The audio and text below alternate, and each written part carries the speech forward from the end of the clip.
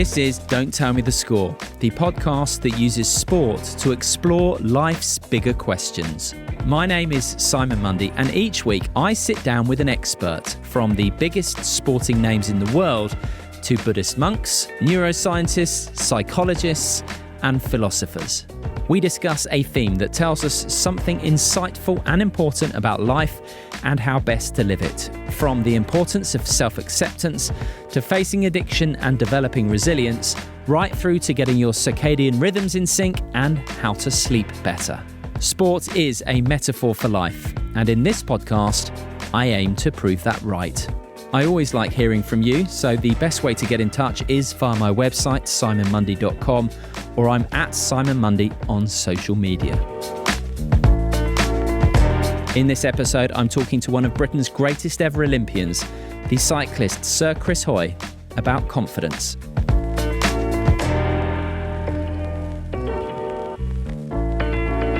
Hello, how are you? How are you? I'm good, you? I'm very well, thank you. Yes, doing well. Listen, I got to admit, Chris, I'm super excited to speak to you because, well, for many reasons, but one of the main ones was I was fortunate enough to be the sports reporter for Radio 1 at 2012, London 2012. So for the full 2.5 weeks, I was in the Olympic Park, which was, 2.5 weeks of the high point of British history, I would say. And I was sort of going around all the different events, and I'd never been in a velodrome before that. And I can honestly say, hand on heart, the velodrome was without doubt, for me, covering it, the highlights of the games in terms of atmosphere. But when you won the keirin, which was obviously the sixth gold medal of your Olympic career, I was sat just on the finishing line, and I have a video on my phone because it was the second last corner, wasn't it? There was a guy coming around and just overtaking you. And I remember on my phone being like, no. And then as you came down, I was like, yes. And honestly, it was like I put my fingers in an electric socket, the buzz up the back of my neck. And it took me about 4 hours to come down after that. I've never experienced an atmosphere like that in all my time of watching sport. And I've watched a lot. Well, listen, you'll have to send me that video that you've got on your phone. I'd love to see it. It's not like I've not seen the race since then, but it's hard to explain to people what a velodrome is like when it's fully packed out to capacity, when there's a really big race on, when the home crowd have got something to cheer for. There's nothing else like it. And I've been to big venues. You can go to venues that have got 10 times or 20 times the number of people, but there's something about the way the roof is, the way that the sound bounces back off the velodrome itself, the track itself.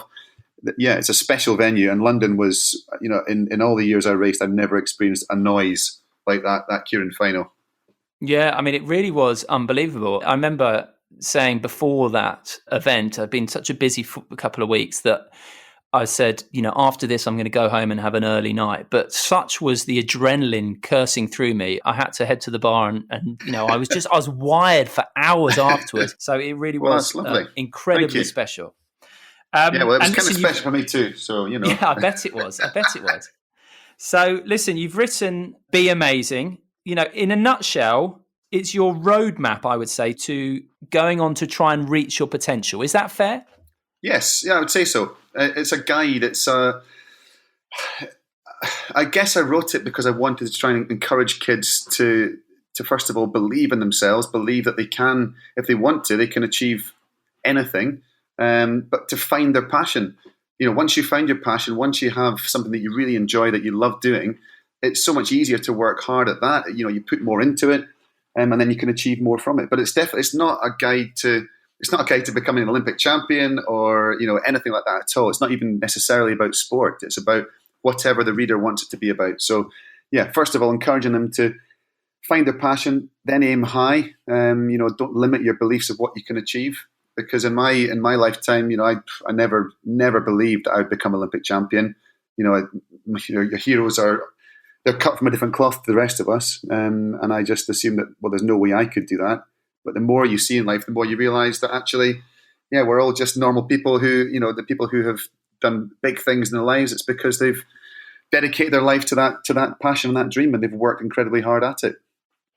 I like what you said about it not just being about sport. This podcast tries to be like that as well. It's really just taking the lessons from sport and applying them to life. And that really came through. And you gave loads of examples, whether it be Beyonce, Ed Sheeran, all sorts of people who have applied that same mindset, the same approach, the outlook, the hard work. So it's a universal thing, isn't it? This kind of approach, this formula. It is. And I just feel, having been around many schools and done talks to kids of all ages, often I would ask, so what do you want to be when you grow up? What's your, what kind of things are you into? And the hands would go up, and you'd ask, you'd get responses. And so many times, not all the time, but often I've had people put their hands up, kids put their hand up and say, I want to be famous. And you say, well, that's great. Well, what do you want to be famous for? And they just kind of shrug their shoulders and say, well, I don't really care. As long as, I want to be famous. That is the end goal. And you suddenly think, God, dear, it's not their fault. They've been fed this kind of diet of, Britain's Got Talent, X Factor, things like that it's about social media, overnight success. Social media, it's instant success. It's a talent. It's not about work. It's not about graft. It's something that you just have or you don't have, and it happens overnight. And even people on these talent shows that open their mouths and it looks as if they've just discovered they can sing. They've been singing for years. They've had to work incredibly hard to get to that level. And it's I guess it's kind of debunking that myth and saying, look, come on, it doesn't matter what you do, you have to work hard at it. There's no guarantees. You just because you work incredibly hard for 10 years or 15 years, you won't necessarily win the Olympic gold medal or achieve what you want to achieve. But if you don't try, you'll never know. You guarantee you won't do that if you don't try it. And the key thing to all of this is enjoyment. So it's not about the end goal. It's not about the destination. That is your target. That's what you're working towards. But the whole point of it is enjoying the process of what you do. You have to have fun. You have to love doing what you do. And if you do that, the end goal is almost incidental. It's amazing if you achieve it, but it's not the most important thing. Yeah, and it's a myth, isn't it, that fame brings happiness and satisfaction. It is about the journey, and you detail a lot of the little things that you remember along your way. And as well, there's no guarantee. Like your granny said to you when you were wee, it's not all about winning.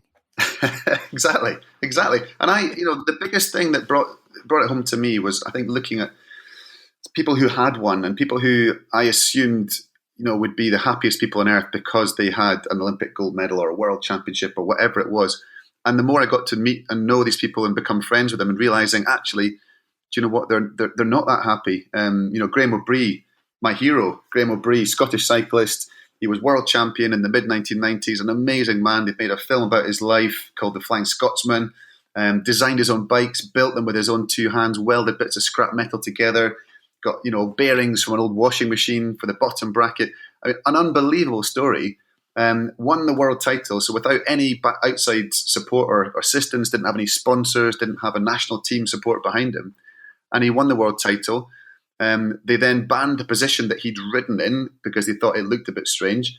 He then came back with an entirely different riding position that he'd thought up without any scientists or wind tunnel testing or anything, and then. And then they banned that again. But he was the most incredible character, and he had everything that I ever wanted. To be world champion. That was my dream. And I met him. I was very lucky. My first world championships was his last world championships racing for GB, and we shared a room. And it was out in Australia in Perth. And every night I would be asking him, tell me this story. Tell me about that and what happened here and there.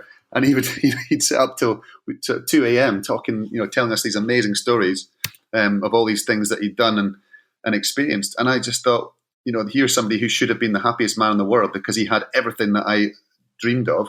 And it turned out he wasn't happy. He'd struggled with mental health issues his whole life. And it was almost, a realization that having that end goal, having the gold medal in your hand, that's not what makes you happy. It's the process of doing what you enjoy. That will make you happy. If you love doing what you do, it just makes every day that bit easier. And it's not saying that every single day will be amazing, that you'll bounce out of bed feeling great every day, because I certainly didn't with my cycling. There were times where you get out of bed and your body's aching, and the last thing you want to do is get back on a velodrome or back in the gym.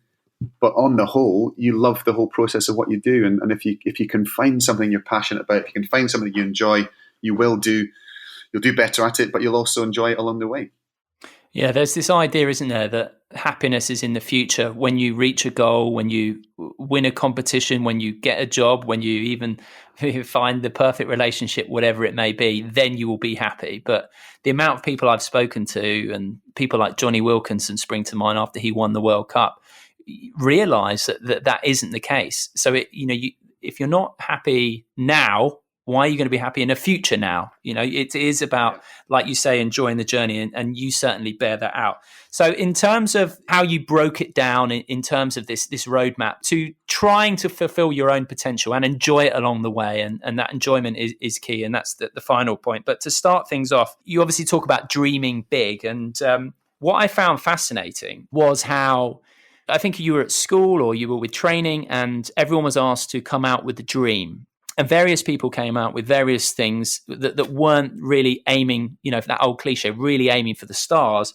But you actually say that you wrote down that your dream was to win the 2004 Olympics 1,000 meter time trial. I mean, to what degree does it spook you that you went on to actually do that? Yeah, it is quite bizarre, really, when you think back. It was at a local cycling club. And it was the junior section of the club. There's maybe about a dozen of us in this team, in this club, and it was just run by. It was a voluntary club. It was Ray Harris and Doreen Harris that ran it. None of us were particularly great cyclists in the room, and it was Ray just trying to encourage us to think a little bit about goal setting and about planning and about plotting out your season ahead and how to get the best from yourself. But it sounds a lot grander than it really was. It was just, a few kids in a room, enjoying riding their bikes, but trying to get the best from that. And so Ray said to us, look, I want you to write down your short-term goal for this year, your medium-term goal for the next 4 years in cycling, and then your ultimate goal, your dream of what you'd like to achieve.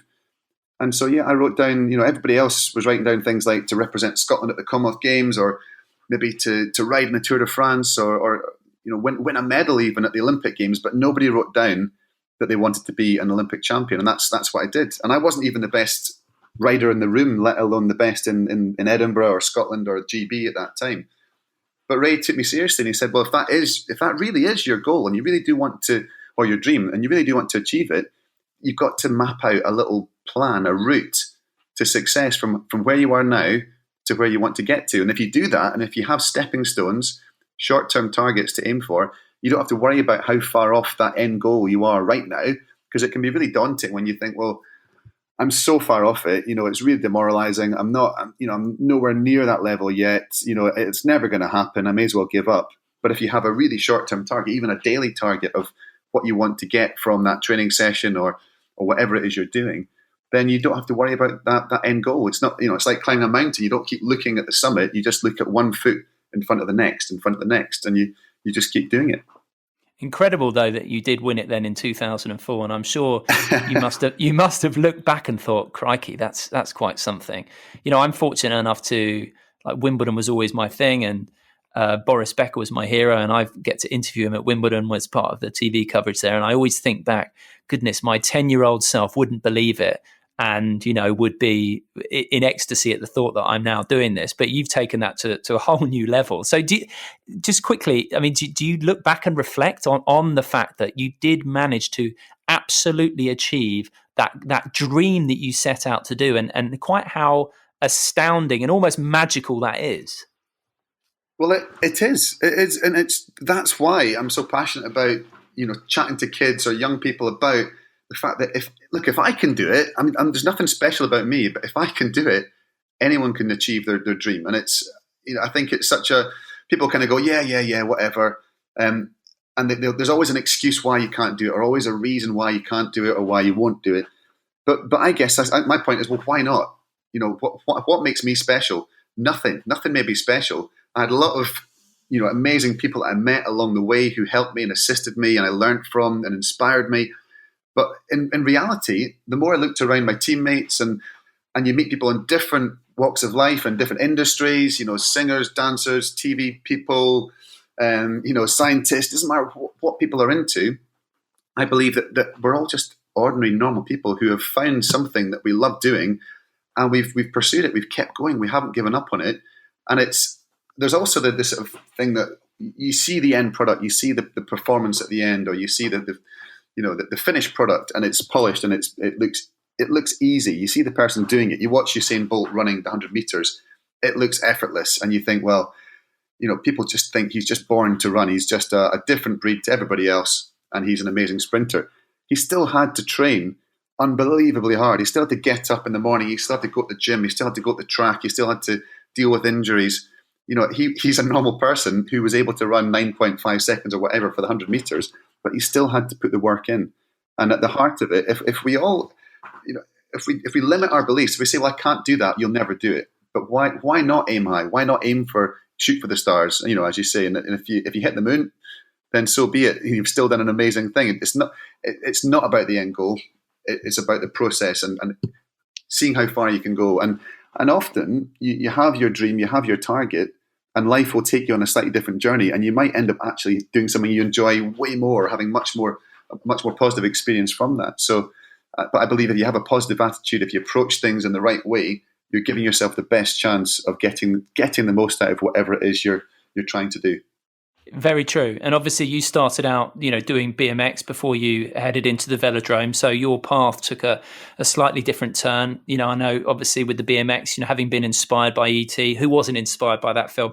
And, you talk about, nothing special about you. Not entirely true. I've seen your thighs in the Lycra. They are very, very, they were quite something. But it really is, like you're saying, jokes aside, it is about those soft skills that anyone can develop, isn't it? So you talk about turning a dream into reality. So that positive attitude. But for example, it's your attitude to things like feedback, to advice, to other people's success, to losing. And you talk about this lovely line, it's always me v me. It's not you v someone else, because everyone develops at different rates. And then there's a couple of little anecdotes that stuck out for me.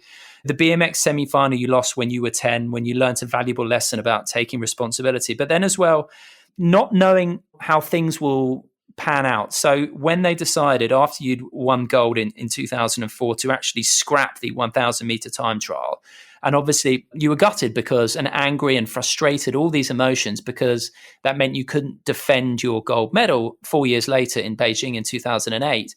But actually, it ended up being a blessing in disguise, because that enabled you to go on and win 3 golds because you had to adapt. So how you chose to react to what on the face of it was a really, really tough, hard thing for you to be able to deal with. Yeah, and exactly. Life will throw curveballs all the time. You're going to have things that happen that are out with your control that you simply cannot change. So you have 2 choices. You can either moan about it, complain about it, kind of wave the white flag and just take it, or you can say, well, what can I do? What are my options here? And then and try and be as positive as possible. And it doesn't always end up in a positive outcome. But that the example of the kilo being dropped from the Olympic program in 2005 is the biggest one for me. That I would never have chosen to change events. I would never have tried to make that transition at that stage in my career. But I was forced into it, and I thought, well, what's the best thing I can do in this situation? I can either retire. I'm 29 years of age. I've won 1 gold medal at the Olympic Games. I've been world champion once. That'd be a great career. I'd be delighted with that. But I wasn't ready to retire. I thought, I've still got another games, or possibly 2 more games in me. There's a chance of making it to London for the 2012 Games. How amazing would that be? Well, let's give it a go. It might not happen, but if you're positive and if you take it on and do everything you can within your powers to be the best you can be, if it doesn't work out, it doesn't work out. You shake the other person's hand that beats you, or you accept the situation. But why not go for it? And I guess I've been very lucky to have positive people around me that have given me this support through my life. And I think the foundation of it all comes from my family. To have parents, grandparents, my sister, my family around me who, I guess, have always been there. It's not been about the end result. It's not like you were racing for somebody else. You always felt as if they were there to support you, win or lose. They would cheer you on. They would commiserate with you if you lost. They would celebrate with you if you won. But it was never, I don't know, I always felt there was this unconditional love and support as my foundation. And then you don't feel that you have the fear of failure that some people have, the feeling of, for their own self-worth, they have to win or they have to be successful just to to kind of justify their existence. And I was very lucky to have that support or still have that support in my life.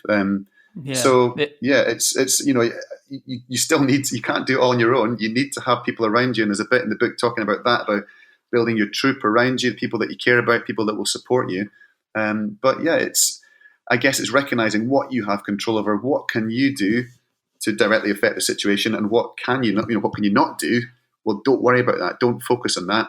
Don't dwell on that. Focus on the things that you can change. That unconditional love and support from your family, I think, is really obvious. And actually, I've spoken to a few people, without naming names, who perhaps have had parents who it has been almost living the dream for them, and that's left a bit of a difficult mark for them, and in their life. So having that unconditional love and support really does lay the base for people to be able to go out and be their best self. And reacting to that kilometre time trial being scrapped, whatever it may be, people who let circumstances dictate, it can be easy to be cynical.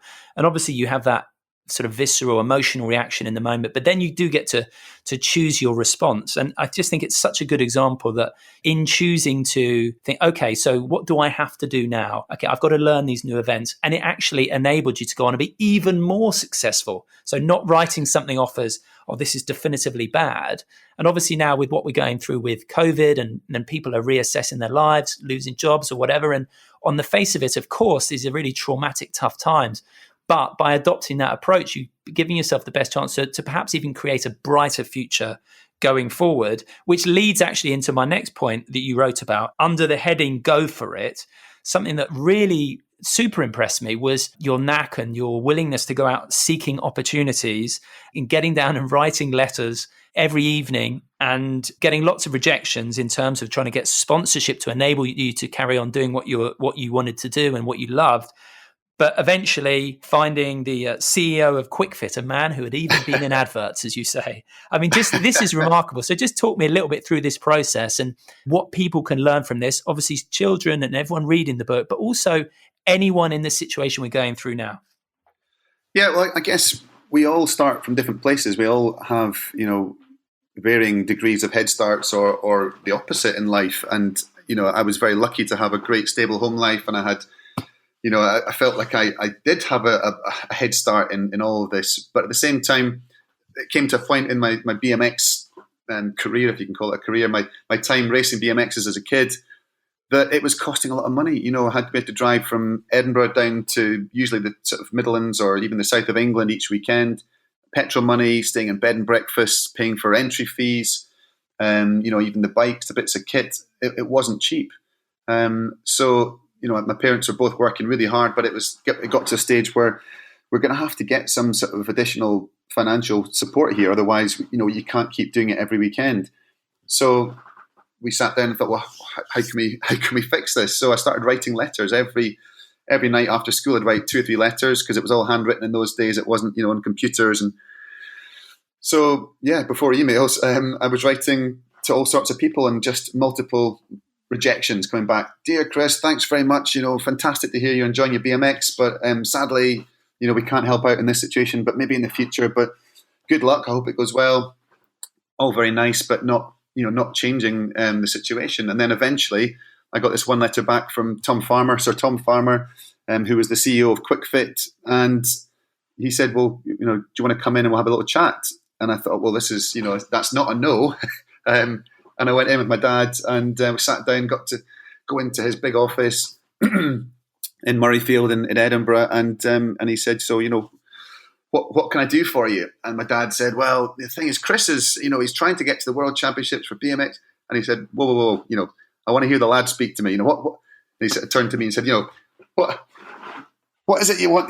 What is it I can do to help you? And I said, well, and I told him about how much I enjoyed riding my bike and what I'd done so far and what I was hoping to do. And that we needed money for petrol and for this and that. And he said, well, I think we can help you. And said, we'll be in touch. And I remember walking out thinking that was unbelievable. First of all, sitting there in front of this guy who had been on TV adverts, who was, a bit of I wouldn't even say a local celebrity, a celebrity in Scotland, certainly. And here he was sitting, giving us the time. And I've seen him many times since then. I saw him about a year ago there was an Edinburgh Award being given to Doddy Weir, the rugby player, famous Scottish internationalist. and Tom was there, and I got to see him, and it was so nice, because I'm sure, he's the kind of guy who supported the communities. It wasn't just me he was helping out. He was giving money and support to countless other people. And he was never doing it with the view that it was going to come back and shower him with praise in the future. It was just because he thought, well, I'm in this fortunate position, I can help people. And yeah, it just shows you, if you can give somebody a little foot up, a little help in any way, you never know where it's going to lead to. Capped off to Sir Tom. I mean, he's made some good decisions in his time, not least, obviously, his that wonderful slogan. What was it? Quick Fit Fitters.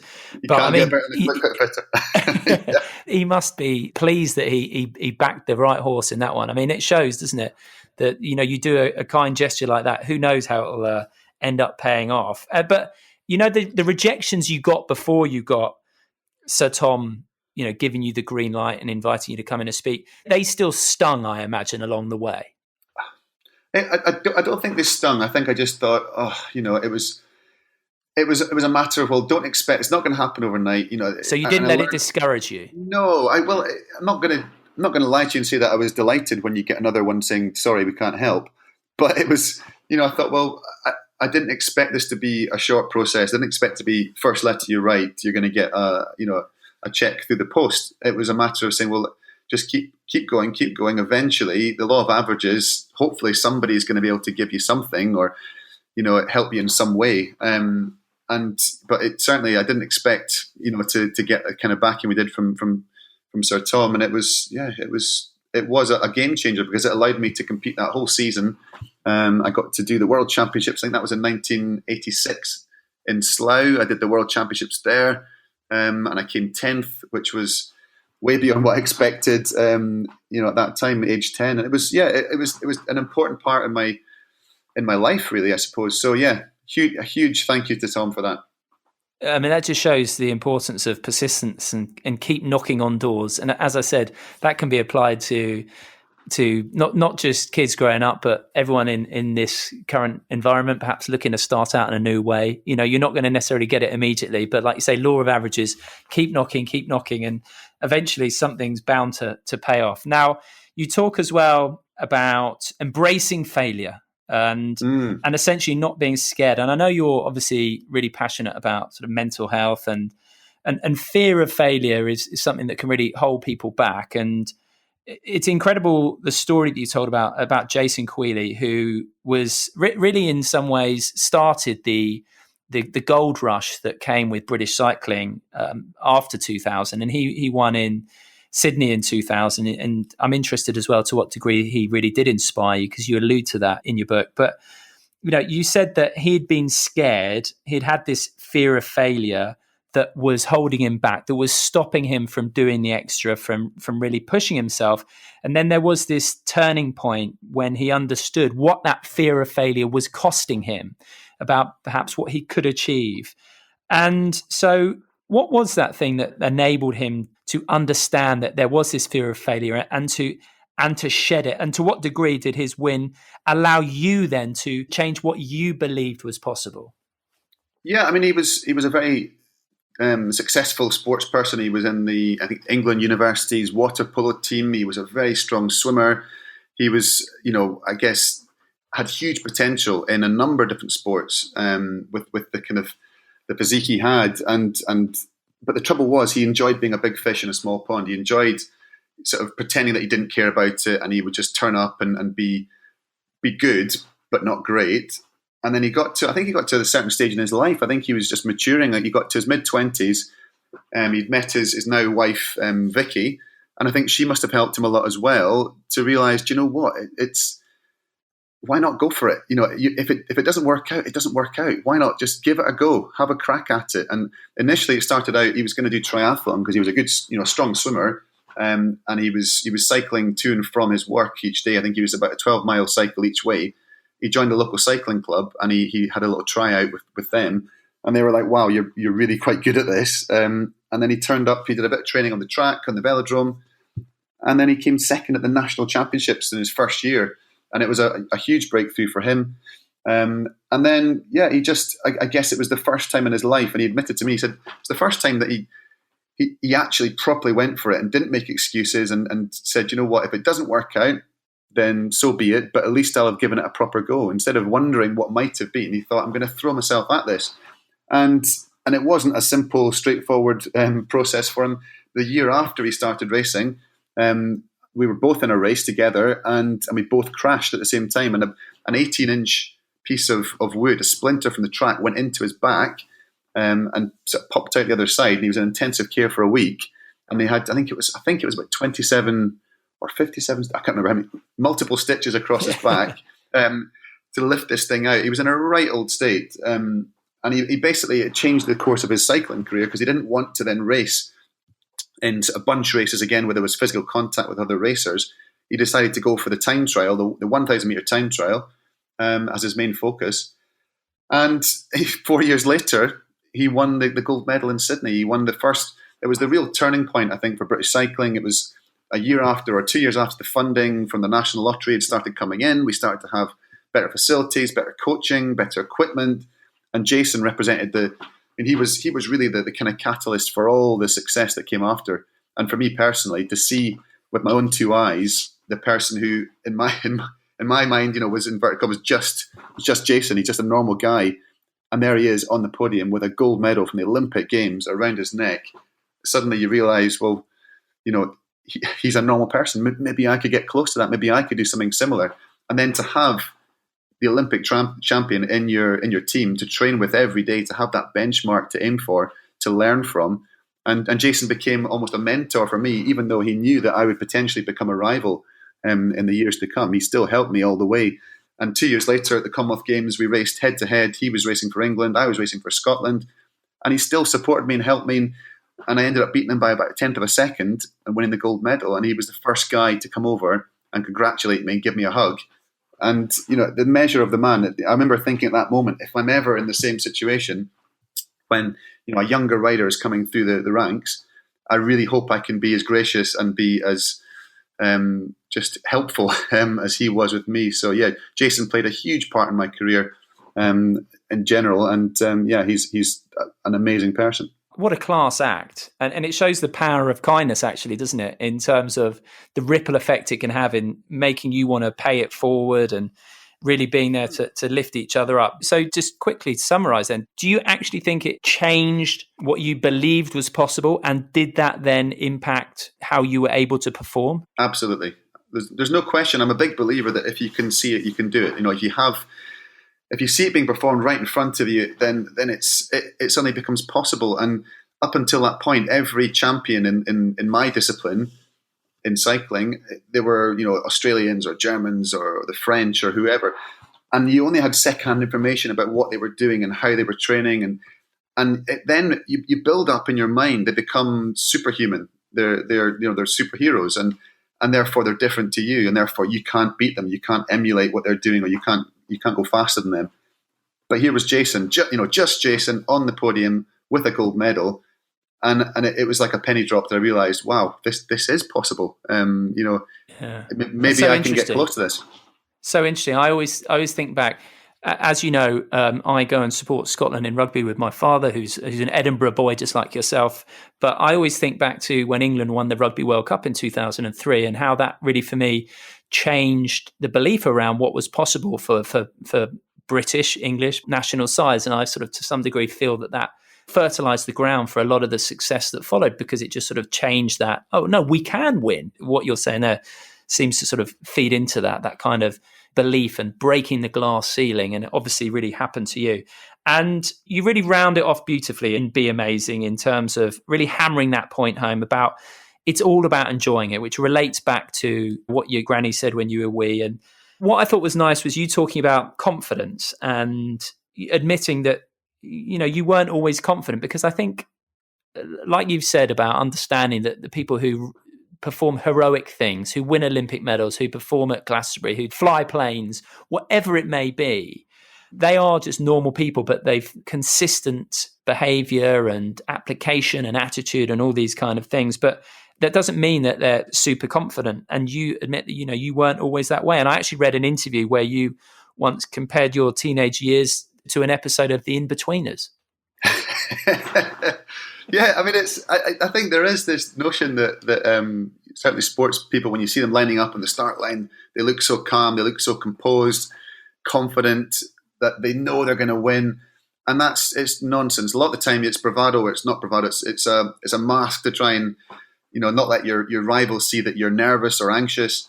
But really, sports people, I think, are amongst the most insecure people I've ever met, because you're constantly being judged on your performance. You're only as good as your last win or your last race, and it is a very insecure world, and things can change at the last second. You can be a champion, and then someone can beat your record or beat you, and your status changes. So it's inherently quite an unstable world to be in. And I certainly wasn't necessarily confident. I didn't have the belief in myself.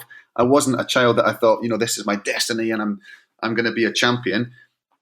For me, it was more about almost the opposite. Well, I'm never going to be a champion, but why not have the dream and see how far along the line I can go towards achieving it? And if I can get to the Commonwealth Games to represent Scotland in 1998, that would be incredible. And if that's as far as I get, that's amazing. And I did that. And then I thought, well, why don't we just keep going? Let's aim for the next stepping stone is to get to the Olympics. I wonder if I could get in the British team. And I did that. And we got a silver medal there kind of out of the blue. And then it's almost when you start each point, each stepping stone, each level you get up to, if that becomes your new baseline and you think, well, just go a little bit further, just a little bit further. And if you have a plan, and if you have something to aim for, before you know it, you're way past what you think is possible. And then it's only when you get to the sort of ripe old age that I'm now, and you can look back and think, God, dear, how did this happen? Because my 10-year-old self would never have dreamt. I mean, literally, this is ridiculous that I'm sitting here chatting about a career where I won 6 Olympic gold medals, because that's the kind of thing that your heroes, Steve Redgrave does. I mean, it's even the fact, looking back, I did a bit of rowing at school as well, and Steve Redgrave was a massive hero of mine, and I got to row with him for a TV show about 4 or 5 years ago on the canal in Edinburgh, where the rowing club used to row. And we were going up and down in a pair, 2 of us together. And I remember thinking it's been, I think it was 20 years since I'd last been up and down on that bit of stretch of water. And here I am in a pairs boat with Steve Redgrave. When I left in 1994, whenever it was, if you told me I was going to come back 20 years later and do this, I'd have just laughed. But not only that, we've got 11 gold medals between us. It was one of these moments you sort of look back and pinch yourself and think, God, how does this happen? I am very lucky. I've had so many things happen at just the right time. So many people, situations help me. Nobody can claim credit for everything themselves. Absolutely not. But if you approach things with the right attitude, if you approach them with a plan, and if you do enjoy the process, then you will go way beyond what you ever think is possible. Yeah. Do those things that you need to do, the things we've discussed, attitude, application, and who knows where you'll end up, but you don't need that confidence in the first place. And just going back to Jason and that fear of failure, what do you think is the relationship between fear of failure and confidence? I guess it's like Steve Peters was our team psychologist, and he had a massive impact on this latter half of my career, and changed my outlook in life in general as well. And it really helped me to sort of going from being successful in cycling, but not that consistent, to being a lot more consistent, and I guess blocking out the things that were getting in the way, or were impeding my progress. And one of them was the fear of failure. And he really helped me say, well, the fear of failure, or even thinking about success, when you go into a race, you must not think about what happens if I get this wrong. You're in front of millions of people on TV, all the thousands of people in the stadium. They're expecting you to win. You're lining up at the Olympic Games in London 2012. It's the final race. You've been the flag bearer. Everybody's expecting you to win. If you start thinking, oh God, what if I lose? What's it going to be like? And you start visualizing that and thinking, oh, what am I going to say in the interviews, and how am I going to deal with it, and what excuses can I use? And if you start going down that route, it really does impair your progress. It impairs everything you can do. So he's like, well, you focus on the process. You focus on the process of what you do, not the outcome. You don't worry about whether it's going to be, a disaster, or even the opposite. It can be almost as distracting as thinking about winning. People say, focus on winning, focus on the gold medal. for me, that was the absolute last thing I thought about. I didn't want to think about the gold medal or what it'd be like to win it. I was trying to focus on the process of what I needed to do to be the best I could be to get the best result. And the end result, it depends on a whole host of things that are out with your control. You don't know how fast your rivals are going to go. They could be absolutely flying. They could be better than you on that day. Or you could produce a substandard performance and still win because they're not going that well at that point. So, don't worry about what anyone else is doing. Don't worry about the end result, good or bad. Focus on yourself. Focus on your process of what you need to do. And I think it's the same at a younger age, almost even more so at a younger age. When you're in your sort of 10 to 15, everybody's growing at different rates. You could, if you keep measuring yourself against other people, they could be physically bigger and stronger than you, and it can be demoralizing. So as long as you're progressing, as long as you are doing the best you can possibly do, and you're learning things, you're gaining new skills and techniques, and you're progressing, that is brilliant. And that is the biggest thing in the book. It's talking about, as you said before, comparing yourself to yourself. It's about me versus me. It's not about me versus other people. If you're enjoying the process, if you're having fun, if you're getting better and you're learning and you're getting something from it, that is the gold standard. And anything else that comes is the kind of cherry on top of the icing on top of the cake. And understanding, obviously, that people develop at different ages and different speeds as well. And you talked about, I didn't realise you had a rugby career back in the day, but when you were a teenager flirting with the A team, you were a small lad for a long time, and then obviously shot up. But it does show. But just to come back though to those being on the starting line, and thinking, oh, what if this goes wrong? Or indeed, this has got to go right, or focus on the winning. And I love that about really zooming down onto the process, because it can be tricky to sort of to stop those thoughts in the moment. And obviously, Steve, Don't Tell Me the Score alumni, one of my most popular episodes, recommend listening back to Steve Peters, where he really talks about all this stuff in depth. But it just shows, doesn't it, without those thoughts of failure or indeed success, that is those thoughts that create the pressure in the moment. Absolutely. And purely because so much of the end result is out with your control. You don't have any impact on that. So all you can focus on is, well, what do I have control over? I have control over how hard I press these pedals, when I launch out the gate, what line I follow on the track, the tactics you're going to employ. These are the things you have control over. These are the things you can actually physically do.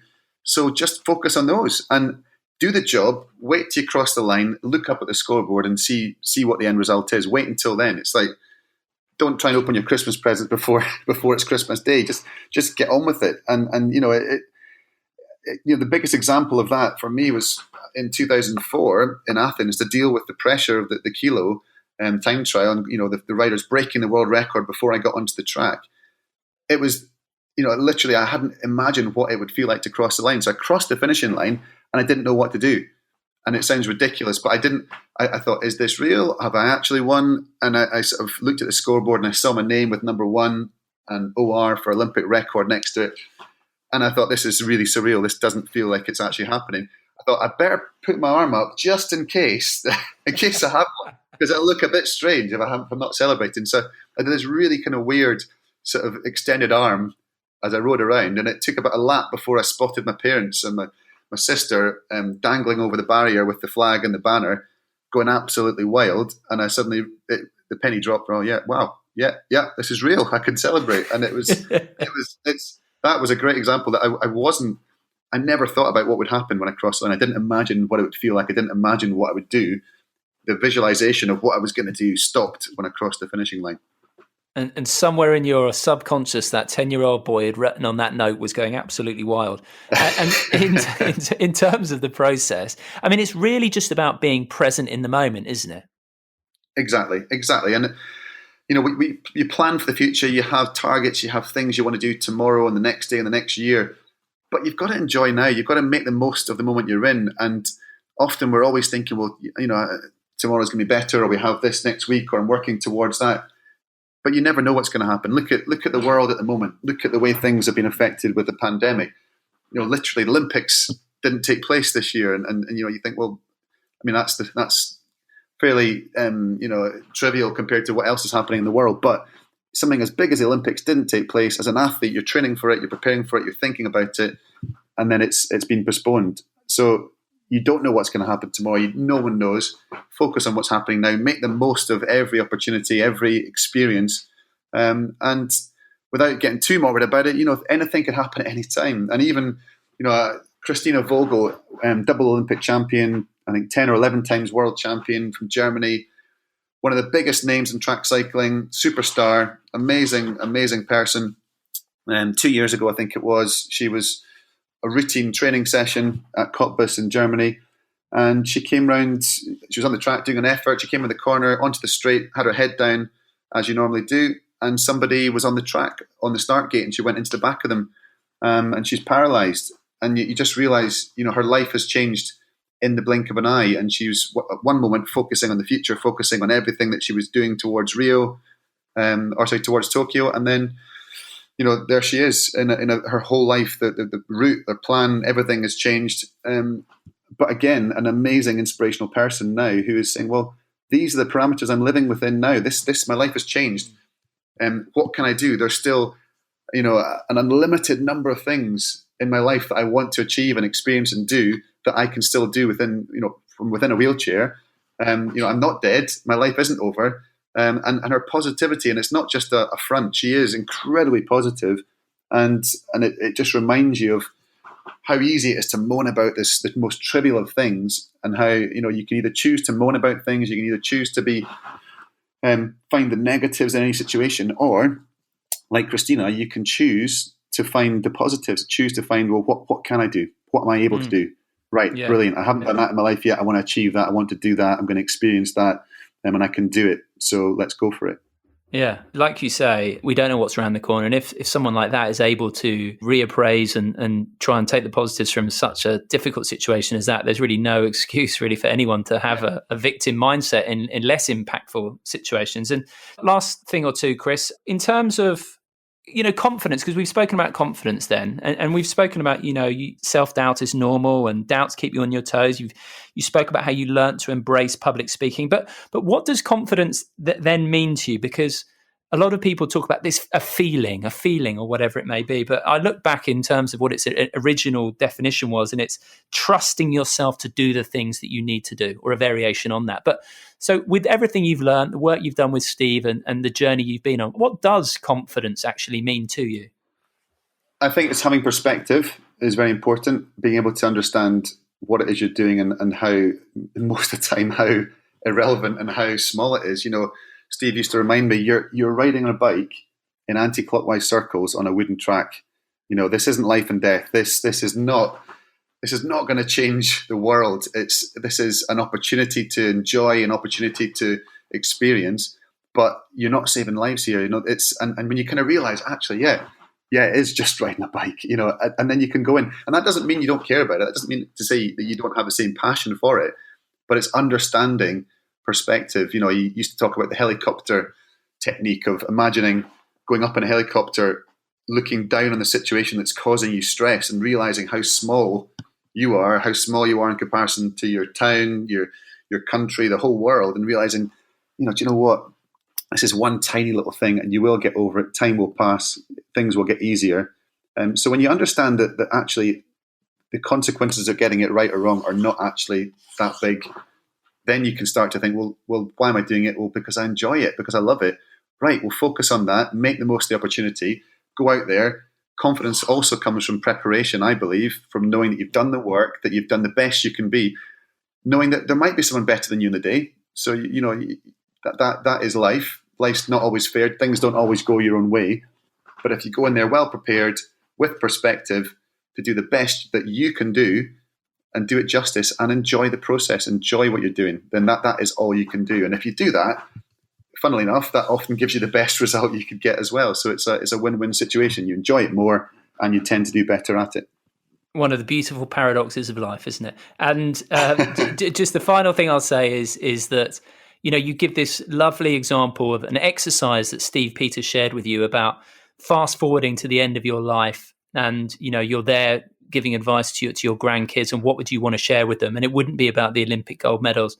necessarily, although I'm sure they'd get a mention, but it would be about those things, about being your best self, about trying to reach your potential and everything that we've discussed. So, and I thought that was a really lovely thing for anyone to do. And it can really get you to establish what your values are and what's important to you.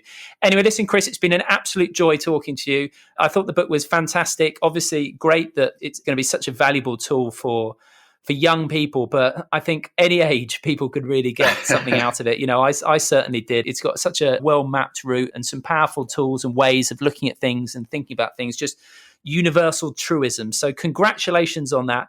Thank you so much indeed for talking to me. It's been a real joy, and just look forward to seeing what you're up to next, because I know you're always up to some mad stuff, whether it be rally driving or whatever, who knows what. But it's always a pleasure charting your progress. You're a top bloke. Thank you very much, Simon. I really enjoyed that. Cheers.